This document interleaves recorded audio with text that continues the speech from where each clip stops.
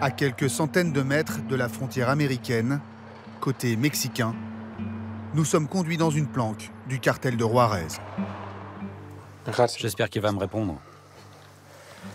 Ce trafiquant de 25 ans commande une cellule spécialisée dans le passage de drogue aux États-Unis. Nous l'appellerons Marco. C'est le mec qui doit m'apporter la marchandise et une arme dont on aura besoin un peu plus tard.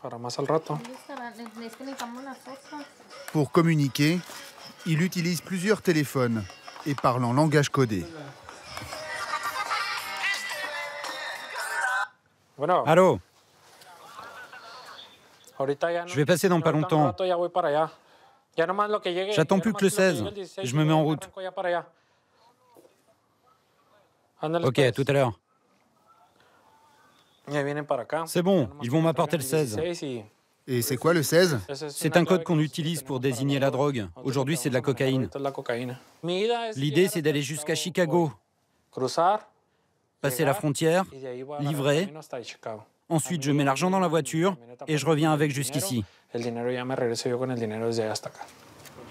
Marco est rémunéré 10 000 $ par mois par le cartel, qu'il a choisi car il peut entrer légalement aux États-Unis grâce à sa double nationalité, mexicaine et américaine. Amenez le sac. La cocaïne est apportée ici depuis un entrepôt secret, au dernier moment. Ça, c'est le matos qu'on va passer. Ici, ça vaut 3 000 $ le paquet.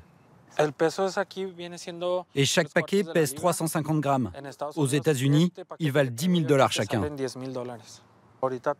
Là, aujourd'hui, j'ai 15 paquets à passer. Ça fait à peu près 5,5 kg. Ça fait 150 000 $. C'est une grosse somme d'argent. La cam, on la planque ici, tout simplement.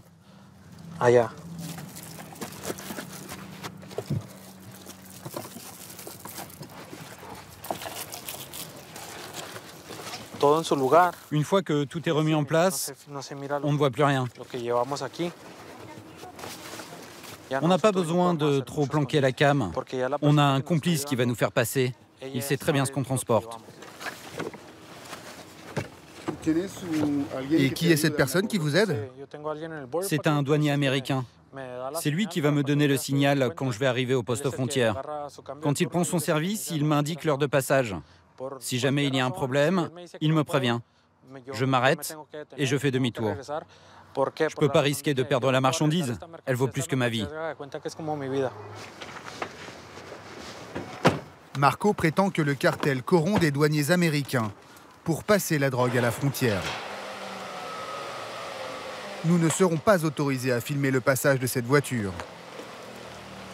Les trafiquants craignent que notre caméra attire l'attention d'autres douaniers.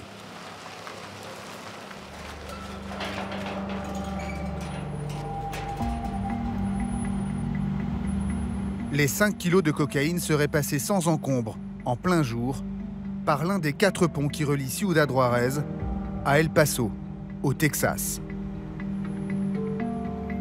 Selon le trafiquant, le douanier complice lui aurait indiqué une heure précise pour éviter les rondes de la brigade canine. Il l'aurait ensuite guidé jusqu'à sa guérite, visé les passeports et laissé passer la voiture sans la fouiller.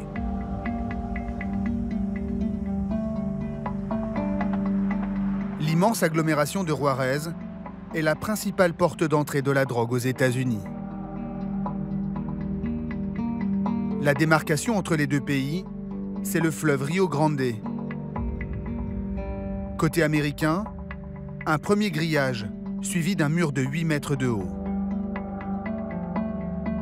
Dans ce no man's land, truffé de caméras et de capteurs de mouvement, seuls les douaniers de la Border Patrol peuvent circuler pour arrêter trafiquants et clandestins.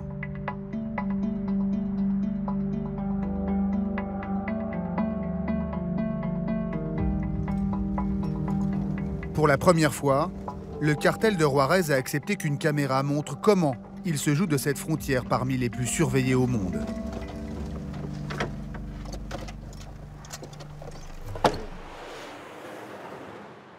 C'est l'un des chefs de l'organisation qui nous a ouvert les portes. Un prisonnier de ce centre pénitentiaire d'État qui purge ici une peine de 50 ans de prison pour le meurtre d'un policier. Ça te plaît ici pour l'interview? Regarde avec les grilles derrière, c'est bien, non? Le prisonnier semble ici très à l'aise. Il a même des codétenus à son service. Ici, c'est bien?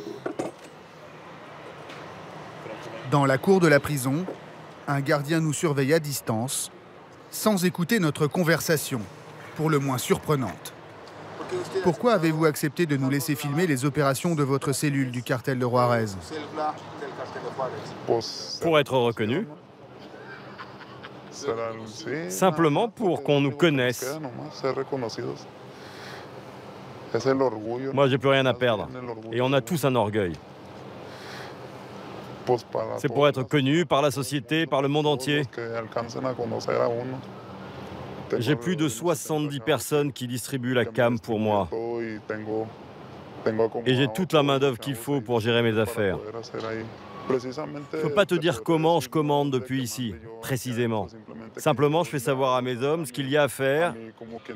Et eux savent très bien comment faire passer la drogue aux États-Unis. Se jouer de la frontière et tout ça. Moi, j'adore ça. Ça me motive, ce job. Tu vois ce que je veux dire? Je fais 150 000 $ par semaine. Imagine par mois. Ça fait plus de 600 000 $. C'est de l'argent facile.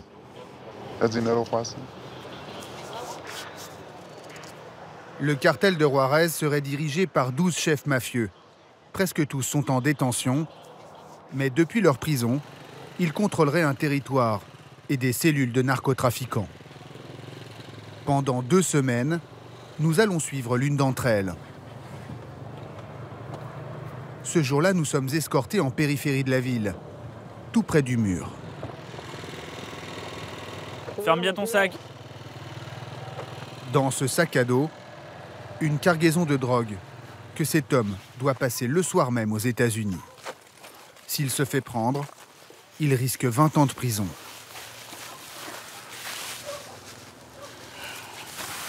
Là, il y a 2 kilos de cocaïne.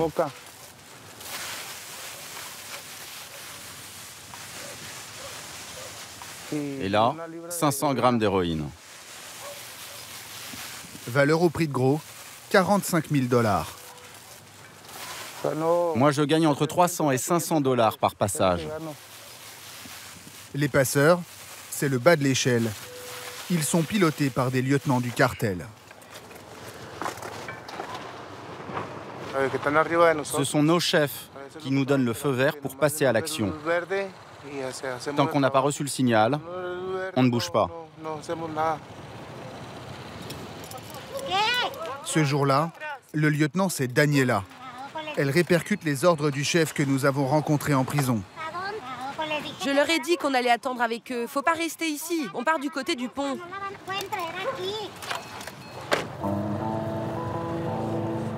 Le passeur circule toujours à moto pour pouvoir prendre la fuite avec la drogue à tout moment en cas d'arrivée des forces de l'ordre mexicaines.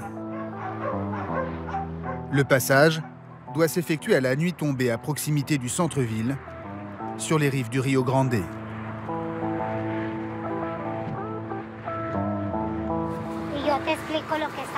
Bon, je t'explique. Tout va se passer ici dans très peu de temps.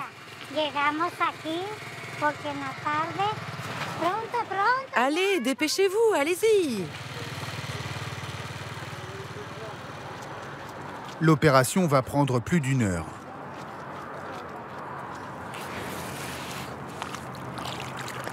Le passeur traverse accompagné d'un acolyte qui va l'aider à franchir le premier grillage. En traversant le fleuve, il pénètre illégalement en territoire américain. Ils peuvent donc être interpellés à tout moment. Mais Daniela et ses 2 comparses auraient en fait un rendez-vous. Essaye de voir si tu reconnais le douanier de la dernière fois. Qu'est-ce que tu dis? Normalement, c'est le même douanier que la dernière fois. On le connaît. C'est un petit gars avec les cheveux en pétard. Soyez attentifs, ils vont passer là. Daniela prétend qu'un agent de la Border Patrol les attend à moins de 150 mètres. C'est les douaniers qui récupèrent la marchandise? Oui, parce qu'on les paye pour ça. Et vous les payez combien? 5 000 $ par semaine chacun. Et donc là, ils seraient à 150 mètres, c'est ça? Mais moins que ça. Regardez, on les voit d'ici. On va s'approcher pour que vous puissiez les voir. Regardez, la Border Patrol est juste là. Dans leur voiture, ils ont accès à toutes les vidéosurveillances. Ils savent très bien où on est. Quand il y a des migrants qui essayent de rentrer, immédiatement, ils débarquent avec des hélicoptères et tout ça. Nous nous sommes déplacés pour filmer discrètement cette voiture au téléobjectif. Selon Daniela, cet agent de la Border Patrol est censé récupérer la drogue. Et visiblement, il observe les trafiquants aux jumelles. Ce que tu vois là, ça vaut tous les discours. On est là depuis un certain temps et personne ne vient nous arrêter. Ni la police mexicaine, ni la douane. Selon Daniela, le chef du cartel organiserait ces trafics en fonction des heures de service des douaniers américains de mèche. Daniela lui rapporte les détails de l'opération. Ils ne sont pas arrivés pour la marchandise. Quelques minutes plus tard, une fourgonnette de la Border Patrol passe sans s'arrêter. C'est le signal, selon Daniela. Ils font toujours le même tour. D'abord, ils passent pour voir que tout va bien et donnent le feu vert. C'est à ce moment-là que l'autre voiture va venir pour qu'il n'y ait pas de problème. C'est une autre voiture qui vient chercher la marchandise? Oui, la voiture qui va prendre la cam. Il est temps pour les deux passeurs d'escalader le grillage. Ils sont à découvert et Daniela n'est pas très discrète. Allez, aide-le à monter! Vite, vite!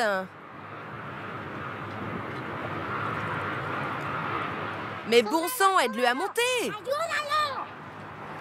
Mais c'est pas comme ça qu'on fait! Difficile d'imaginer que 150 mètres plus loin, le douanier n'a toujours rien vu.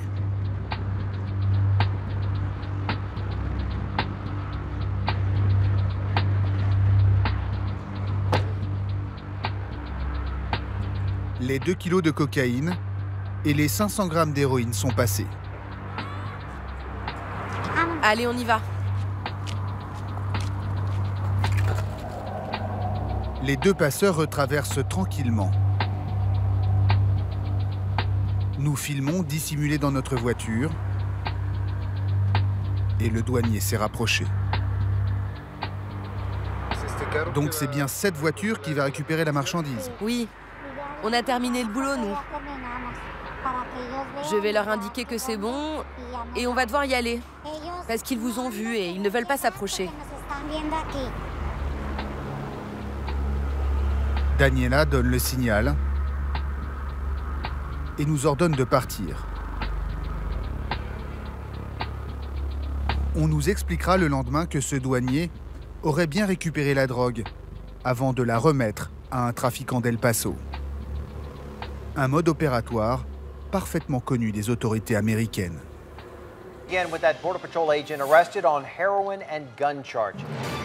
Les affaires de narco-douaniers font régulièrement la une des journaux télévisés. L'agent de la Border Patrol, Joel Luna, a été condamné à 20 ans de prison. L'affaire Joel Luna est l'une des plus emblématiques. Cet officier de la Border Patrol a reconnu avoir passé de la drogue pendant 6 ans pour le compte des cartels mexicains. Lors de la perquisition à son domicile, les enquêteurs découvrent 90 000 $, 1 kilo de cocaïne, de l'héroïne et des armes. Le cas Joel Luna est loin d'être isolé. Un douanier américain est arrêté chaque mois pour des faits de corruption. Dans ce document, publié par une ONG, tous les cas de corruption dans la Border Patrol depuis 2004. 210 affaires au total.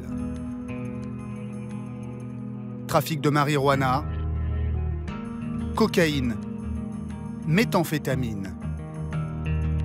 Du simple garde-frontière aux officiers superviseurs. La Border Patrol est l'agence fédérale la plus corrompue du pays. Et malgré nos demandes répétées, son service de presse n'a pas souhaité répondre à nos questions.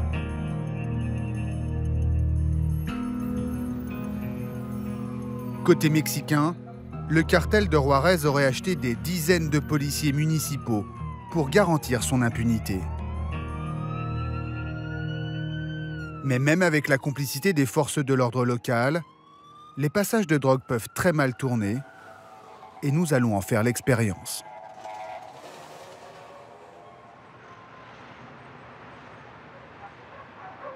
Ce soir-là, un chef de cellule nous conduit chez une de ses complices.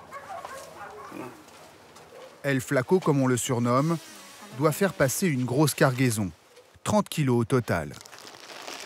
Il nous présente un petit échantillon.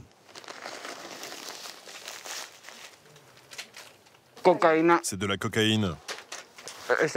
C'est déjà pesé, mais je teste toujours le matos pour être sûr de la qualité.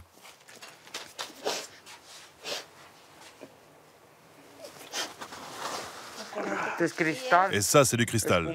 Ça se fume avec une pipe. Le cristal, une drogue de synthèse qui fait des ravages aux États-Unis. Il y a aussi de l'héroïne. Le reste de la cargaison sera acheminé à la frontière à la dernière minute. Bon, on y va maintenant. On va à la frontière et on va attendre le feu vert pour passer la marchandise de l'autre côté. Allez, on y va.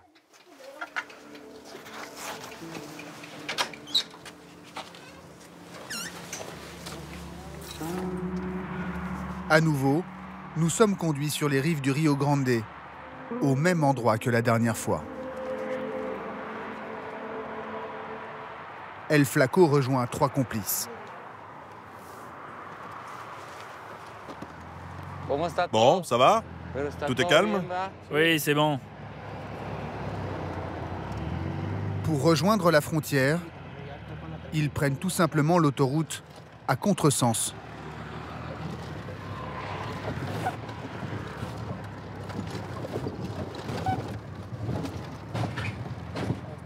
Puis traversent le terre-plein central, en toute décontraction.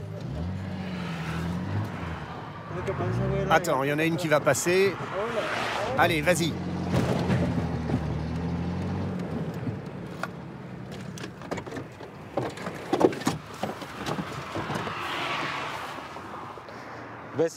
Tu vois ces portes là-bas? Au moment de passer, elles vont s'ouvrir. Et comment vous les ouvrez? C'est un officier américain qui va l'ouvrir. Un agent de la Border Patrol? Exactement. Les trafiquants se pensent à l'abri de la police municipale qu'ils ont en partie corrompue, mais un autre service, la police d'État, serait, elle, sur leurs talons, en particulier ce soir. Quoi? Comment ça? Mais ils sont de quel côté? Putain de sa mère. Il se passe quelque chose, bordel. Putain. Mais elle est de quel côté, cette opération? Quel service? L'agence d'investigation? Les mecs, en voiture. Allez, allez, barrez-vous. Venez, nous on passe par en bas. Venez. Mais nous, on doit vous suivre, là? Mais oui, venez avec moi. Maniez-vous. Pour éviter de se faire prendre ensemble, le groupe se sépare en deux. El Flaco contacte son chef. On part se planquer, patron. Non, non, ils n'ont pas livré la marchandise. Allez, maniez-vous. L'autre partie de l'équipe nous récupère 500 mètres plus loin. Allez, montez, montez.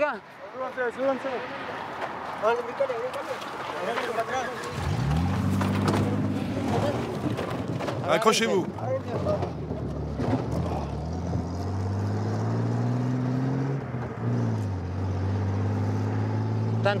Tout va bien, les gars?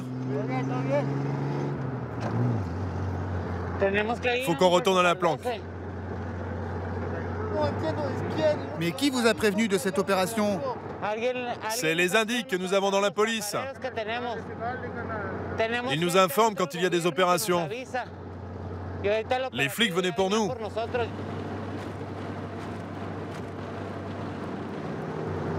Quelqu'un nous a balancé, les gars.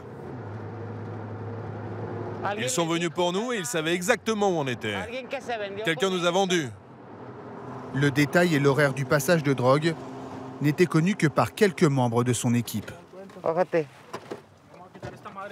Putain de sa mère. Ce soir-là, un dénommé El Zorro aurait annulé sa participation à la dernière minute. El Flaco l'appelle. Il le soupçonne d'être la taupe. Allô? C'est quoi ce bordel, mec?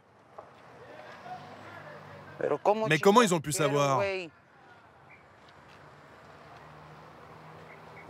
Mon cul, ouais. Quelqu'un nous a balancé. Ils savaient exactement où on était. Si un addict m'avait pas averti, on serait dans une sacrée merde. Putain, tu racontes que des conneries. Hé, mec, appelle les commandos et dis-leur d'aller chercher El Zorro. C'est cet enculé qui nous a balancé. C'est sûr que c'est lui. Mais si, on sait que c'est toi. T'es le seul qui savait. On t'a tout expliqué cet après-midi. T'as pas intérêt à bouger de chez toi. On va venir te chercher et si tu bouges, je te jure, on va buter toute ta putain de famille.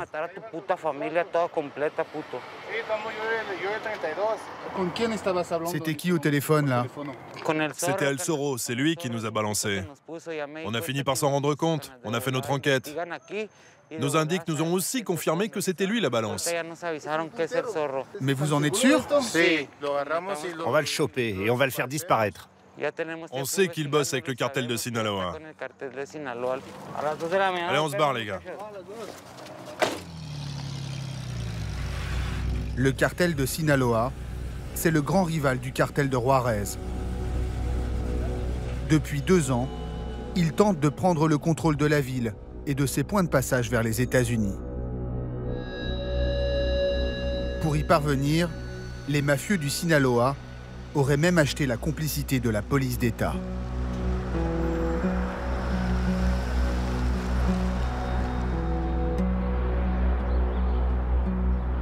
Dès le lendemain, El Flaco mène la vendetta contre la police et le cartel de Sinaloa. Le cartel de Sinaloa a placé des hommes à la tête du commandement de la police d'État. Donc nous, en représailles, on a enlevé des officiers de la police d'État. Ce sont des hauts gradés qui détiennent beaucoup d'informations. Donc on les a enlevés pour les interroger et leur faire cracher ce qu'ils savent. Oui, monsieur. Apparemment, le policier qu'il séquestre ne veut pas parler. Considérez que c'est déjà fait, monsieur. Vous aurez l'information ce soir. El Flaco répercute les ordres de son chef, sans état d'âme. Allô, Juanito? Bon, on a reçu l'ordre d'enlever son épouse pour que le flic se mette à parler. Tu prends les 2 flingues et tu pars m'enlever sa femme. On a eu l'information qu'elle allait à la salle de sport. Appelle les indiques pour qu'ils surveillent et dès qu'elle arrive, tu me l'enlèves.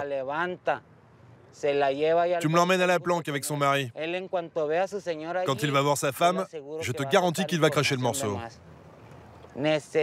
J'ai besoin de savoir où sont leurs planques.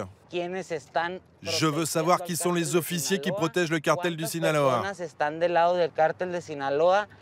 Je veux savoir qui ils sont. Je veux leur nom, leur domicile et leur adresse.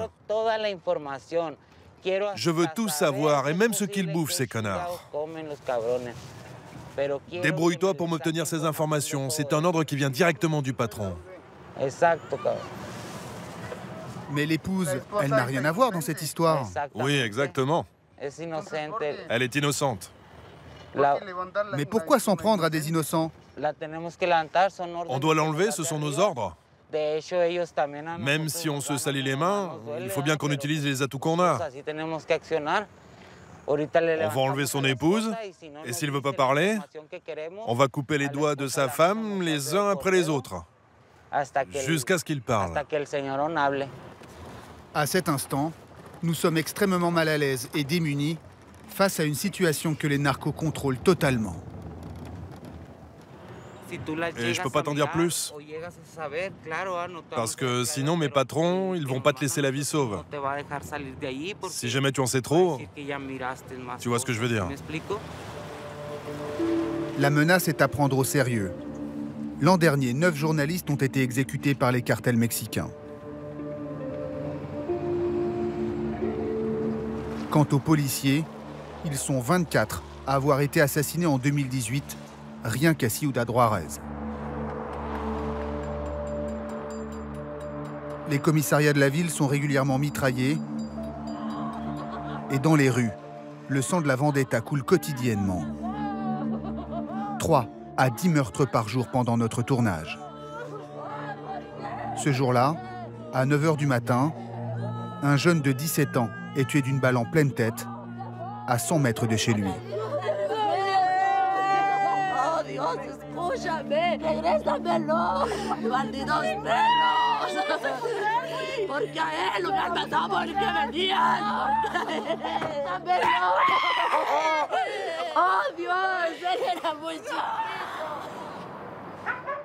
À 18 h, un homme de 35 ans est tué devant sa porte de 3 balles.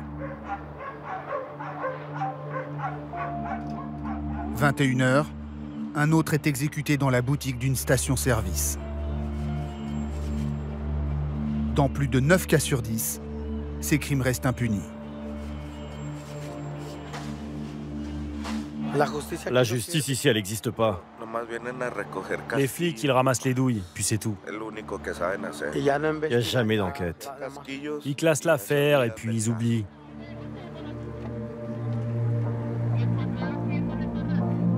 Cette nuit-là se termine par un massacre à l'arme automatique dans une salle de billard du centre-ville. Les 5 victimes seraient des hommes du cartel de Sinaloa, abattus par El Flaco en personne et son fils de 17 ans, déjà tueur à gages pour le cartel.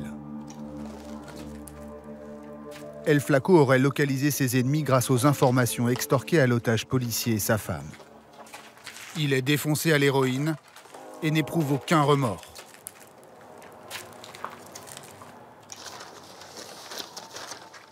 Exterminé dans un billard, ça c'est nous qui l'avons fait. On a eu l'info que 5 membres du cartel de Sinaloa y étaient. Nos chefs nous ont donné l'ordre d'aller les flinguer. C'est mon fils et 3 de ses potes qui sont entrés d'un côté et moi de l'autre. Et on les a butés, tous les 5.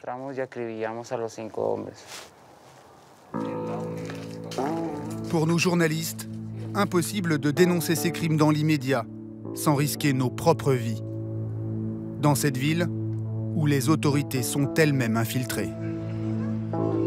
Quoi qu'il en dise, le procureur de Juárez et chef de la police d'État n'est peut-être pas impartial dans la guerre des cartels. Avant, il y avait effectivement un pacte de non-agression entre les organisations criminelles et le gouvernement. Donc ils n'agressaient pas les policiers et en contrepartie, ils n'étaient pas poursuivis dans leurs activités criminelles. Mais depuis 2 ans que je suis arrivé aux responsabilités, il n'y a plus aucun compromis ni accord avec le crime organisé. Mais il semblerait que votre administration soit dans une guerre ouverte avec le cartel de Juárez, précisément. Ce cartel en particulier a une réaction très vive aux enquêtes et aux opérations de la police. Ils ont attaqué les forces de l'ordre. C'est donc contre ce cartel que nous concentrons nos efforts. Les autres organisations, elles, n'ont pas réagi de la même façon. Et donc aujourd'hui, il n'y a aucun accord entre la police d'État et le cartel de Sinaloa. Il n'y a aucun accord. Nous les attaquons de la même manière.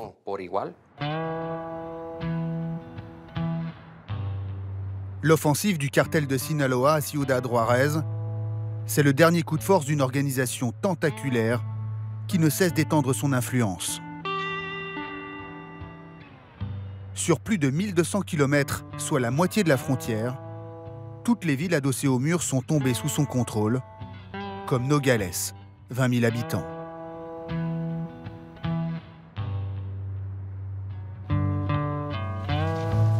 La mafia du Sinaloa est organisée comme une multinationale, avec des centaines de cellules indépendantes, comme celle de Sergio, 20 ans de trafic sous la cagoule. Chaque cellule a une spécialité dans ce cartel. Nous, on ne trafique aucune autre drogue que la marijuana. On peut faire passer 100 kilos d'un coup, parfois plus. Ça dépend de la commande qui nous est passée par nos contacts aux États-Unis. On expédie à la demande.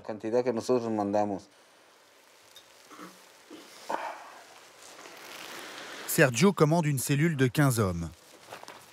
Il assure 2 à 3 passages par semaine. Ce jour-là, il doit acheminer une 50aine de kilos d'herbe. Vous êtes prêts, les gars? Prêt, chef. On va y aller. Ouvrez un sac pour leur montrer la marchandise. Valeur de la cargaison, 50 000 $. Regardez. C'est de la super qualité. De la pure weed pour les Amerlocs. Ici, elle vaut 500 $ le kilo. Et de l'autre côté de la frontière, elle passe à 1000, 1200 $.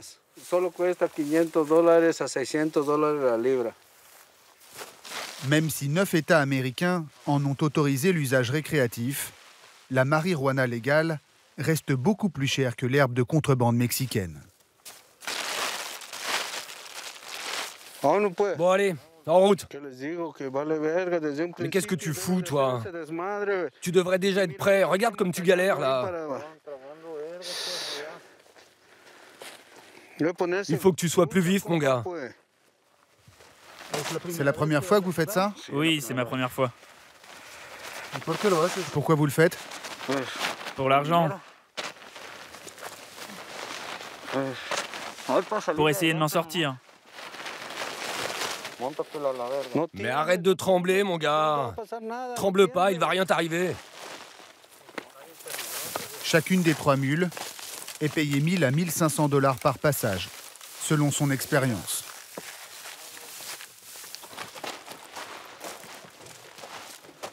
Un gamin de 15 ans porte l'euro, car pour atteindre la frontière, ils vont devoir marcher pendant 6 heures. Qu'est-ce qui se passe? Il faut qu'on fasse gaffe, là. On va attendre un petit peu. Les trafiquants contactent leurs guetteurs postés sur le chemin. Ils surveillent les mouvements de l'armée mexicaine que le cartel a plus de mal à corrompre que la police. Comment c'est sur le terrain devant? Tout va bien? Ok, compris. Les militaires seraient à quelques centaines de mètres.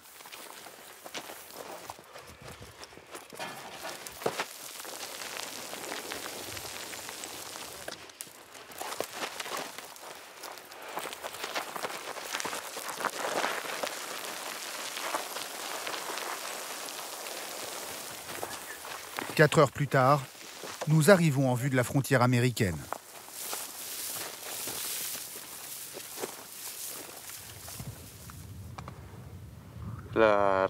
Je surveille la frontière pour voir s'il y a des flics. Une fois là-bas, on va escalader le mur. Et de l'autre côté, quelqu'un va venir récupérer la cam au point de rendez-vous.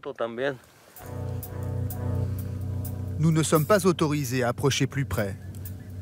Le cartel souhaite garder le lieu de livraison secret.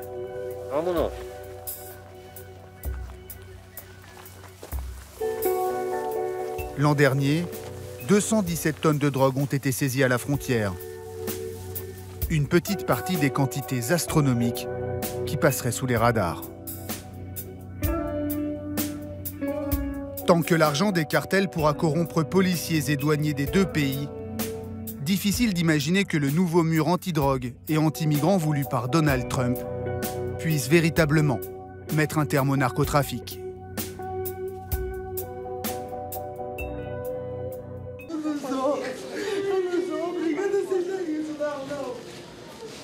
C'est devenu une scène habituelle à Rio.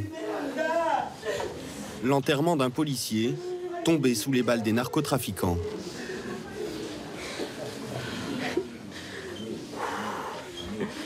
Mon fils.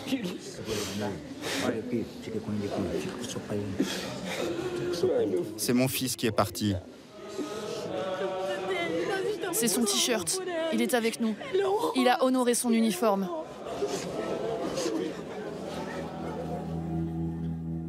Joubert avait 26 ans. Il était en intervention avec 2 autres policiers dans un bidonville. L'un de ses collègues s'en est sorti indemne. Un autre est à l'hôpital, la jambe criblée de balles.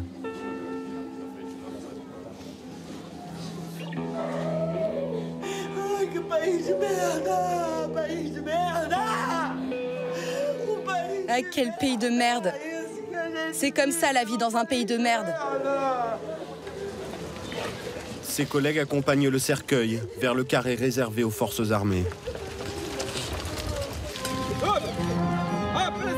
Présentez armes. Regardez, droite. Comme à chaque fois, on rend les honneurs militaires.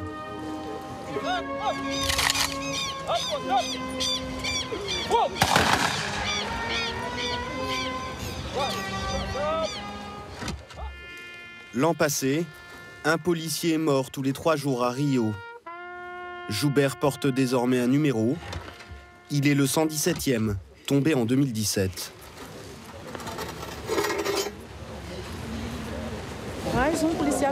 Un policier de plus qui part à cause de cette situation. C'est une famille de plus qui pleure, une mère qui pleure, des enfants privés de leur père. Jusqu'où ira notre pays? Nous sommes aux mains des criminels de la rue. C'est intenable. Les policiers le payent de leur vie. Joubert laisse 5 enfants, 5 orphelins, dans une cité gangrénée par la violence. En 2016, Rio de Janeiro offrait pourtant l'image d'une ville pacifiée. Elle accueillait les Jeux Olympiques et avait mis de gros moyens sur la sécurité.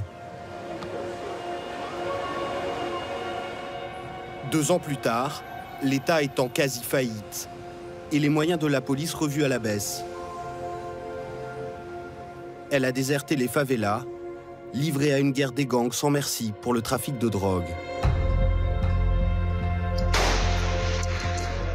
Les narcotrafiquants n'hésitent pas à engager le feu à l'arme automatique.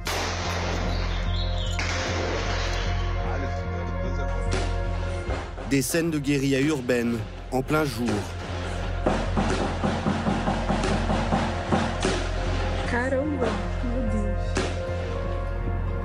La police répond ponctuellement par des raids meurtriers. Pris en étau, les habitants des quartiers pauvres paient un lourd tribut. À Rio, une personne est touchée par balle toutes les 6 heures.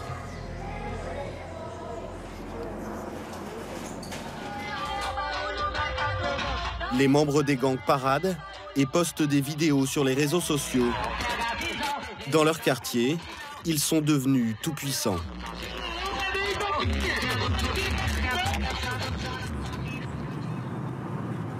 Direction Bangu, une favela tenue par l'un des 2 gangs les plus dangereux de Rio, le 3e commando pur. Il revendique des milliers de soldats dans la ville. L'un de ses membres a accepté de nous rencontrer. Nous devons attendre son appel et nous présenter dans les 10 minutes à l'entrée de la favela.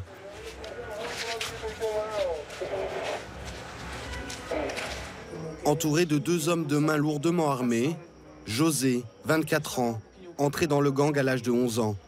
Il est aujourd'hui le chef du quartier. Ça, c'est un fusil AK-47. Avec la vie qu'on mène, c'est notre meilleure protection.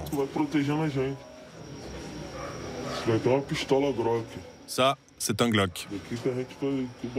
On le porte à la ceinture.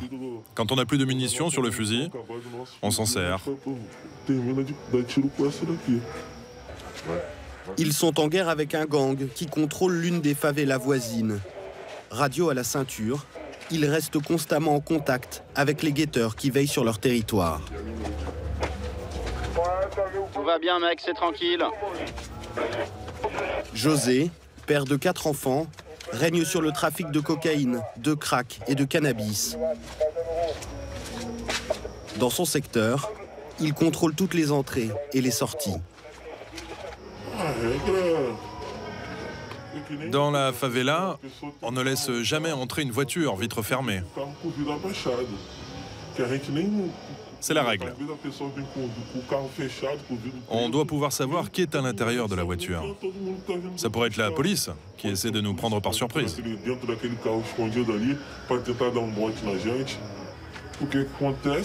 Si on voit des flics entrer sur notre territoire, on ne peut pas les laisser faire. Donc on leur tire dessus. Une guerre totale dans laquelle sont pris en otage les habitants des favelas, un quart de la population de l'État de Rio, régulièrement victime de balles perdues.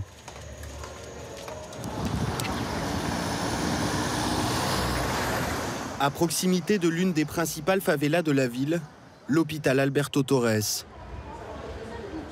Ricardo Garcia, 41 ans, est chirurgien dans le plus grand service de traumatologie de Rio. 300 admissions par mois. Ici, un patient sur 5 franchit les portes avec une balle dans la peau. Qu'est-ce qui vous est arrivé? Je me suis fait tirer dessus en sortant du chantier. Vous avez entendu combien de coups de feu? Un seul coup de feu. Vous vous appelez comment? Nathan. Nathan? Oui, Nathan. Ok, Nathan. Restez tranquille. Nathan, un ouvrier du bâtiment de 21 ans. Ce sont des proches qui l'ont conduit jusqu'à l'hôpital. Pourquoi vous n'avez pas appelé les pompiers? Parce que là où je vis, les pompiers n'entrent pas, monsieur. Le patient est blessé à la cuisse, 2 trous et une hémorragie. Avant, on n'avait pas autant de balles perdues. Aujourd'hui, les gens se font tirer dessus dans le métro ou dans leur maison. Nathan, lui, s'en sortira avec quelques points de suture. Mais chaque mois, plus de 40 personnes meurent d'une balle perdue dans l'État de Rio. Les habitants ne sont nulle part à l'abri, pas même dans les écoles. Nous avons rendez-vous dans un établissement situé au cœur de Complexo d'Amaré, l'une des favelas les plus dures. Impossible d'y entrer sans escorte quand on n'est pas du quartier. C'est une employée de l'école, sur ce scooter, qui nous ouvre la voie. Venez.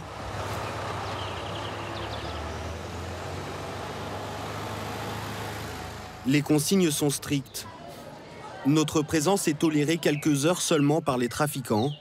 Nous n'avons le droit de filmer que dans cette rue. Aí você faz assim, aí você enxerga. Yvonne, 70 ans, est la directrice de l'école. Cette Brésilienne, parfaitement francophone, a fait ses études à la Sorbonne. Elle a créé cette école il y a 20 ans, au cœur d'une zone qui se transforme régulièrement en champ de bataille. Là, il y a des balles partout. Là. Son école est forcée de fermer ses portes 190 jours par an en raison des fusillades. Cette salle, au premier étage, vient d'être entièrement refaite. Fais attention, on est en train de nettoyer. Après avoir essuyé des tirs nourris. Ici, le danger peut venir du ciel. Et même de ceux qui sont censés protéger les habitants. Ça, c'est une plaque où c'est écrit « École, ne tirez pas ». Parce qu'on a eu pas mal de fois des hélicoptères de la police qui tiraient sur cette communauté et tiraient sur les toits de l'école. Il y a une classe en bas de la plaque, en bas de ce toit. 430 enfants fréquentent l'école. Des enfants pour qui la violence et la mort font partie du quotidien. Bom dia. Ah.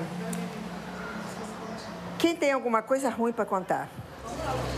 Dans cette classe, équivalente à un CP-CE1, apprendre à réagir en cas de fusillade fait partie du programme. Quando der primeiro tiro aqui, o que nós fazemos? Ordenadas, vamos. Vamos lá. O que vocês fazem? Ordenados. Ordenados. Isso. Protege a cabeça. Vamos? Protege a cabeça. Crianças. Isso, protege a cabeça, exatamente. Tem sempre que proteger a cabeça, você também. Un entraînement régulièrement mis en pratique lors de fusillades bien réelles. Après le confinement, le rituel est immuable. Une chanson pour faire baisser le stress. Aprender para viver, viver, viver para aprender. Eu sou herê, eu tenho o mundo pela... Après les tirs ou après des conflits, ou des fois des gens morts, etc., le cerveau il est plein de dopamine. Il faut hein, faire baisser, sinon c'est pas possible d'enseigner. Dédramatiser et aider les enfants à verbaliser cette violence dont ils ont tous été témoins.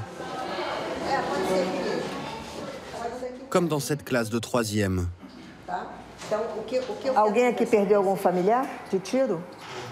Cláudio, como Un de mes amis a pris plusieurs balles dans la tête. Vendredi dernier, je suis sorti de l'école pour aller jouer au foot. Et il y a un garçon qui s'est fait tirer dessus. D'ailleurs, il avait fréquenté cette école. Non, il a juste pris une balle dans le ventre. Il habitait juste à côté. La nuit précédente, il y avait eu une opération de l'armée qui occupait la favela. Mon cousin est sorti acheter du pain. Il était à peu près 5 heures du matin et il n'était pas au courant de l'opération.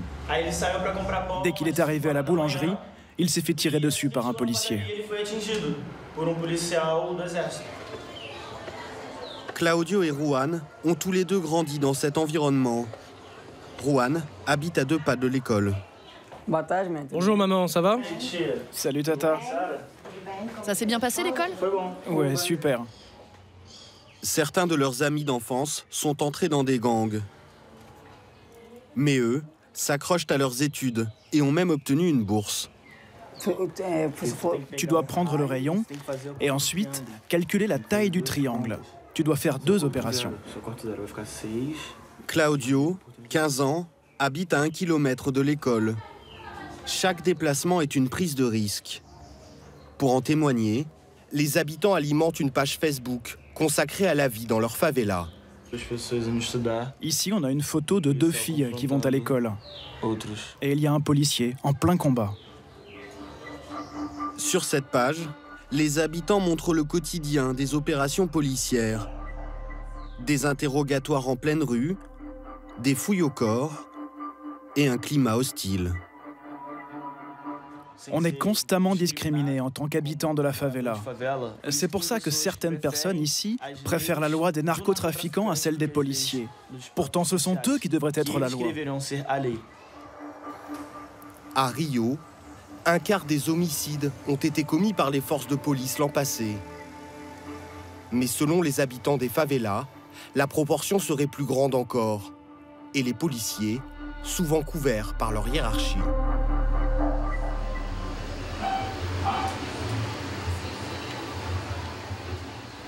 Monica, une mère de 42 ans, a élevé seule ses 3 enfants. Mais au mois de juillet dernier, elle a perdu son fils aîné. Devon a été abattu en pleine rue. Il avait 15 ans.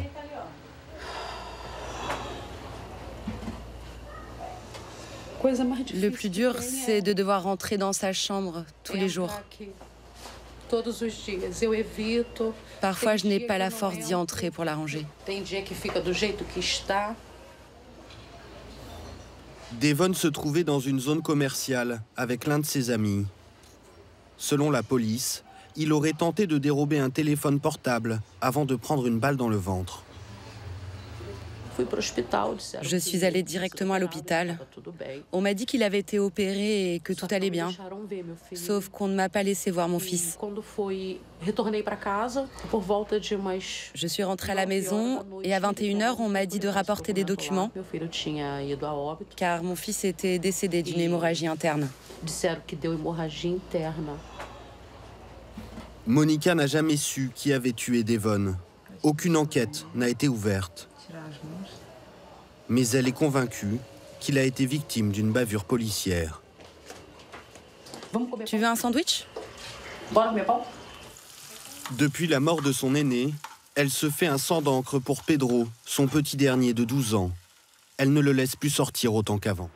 Qu'est-ce que tu vas faire aujourd'hui? Je sais pas.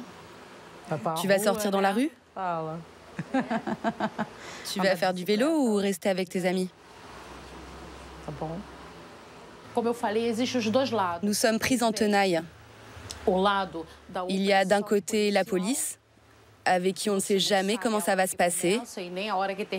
Et de l'autre côté, il y a la tentation du gang, de l'argent facile, même si ce n'est qu'une illusion. Les membres du gang du quartier ont déjà sollicité Pedro à plusieurs reprises. C'est arrivé souvent, mais j'ai toujours dit non. Ils m'ont proposé de les rejoindre. Ils voulaient que je reste avec eux, que je fume. Mais moi, je ne voulais pas. Je me suis même éloignée de certains de mes amis. Monica est au chômage. Elle vit avec 150 € par mois et a même dû vendre des meubles pour payer les obsèques de Devon. Une vie de misère pour elle et ses 2 derniers fils, pour qui il sera d'autant plus difficile de résister à l'appel des gangs.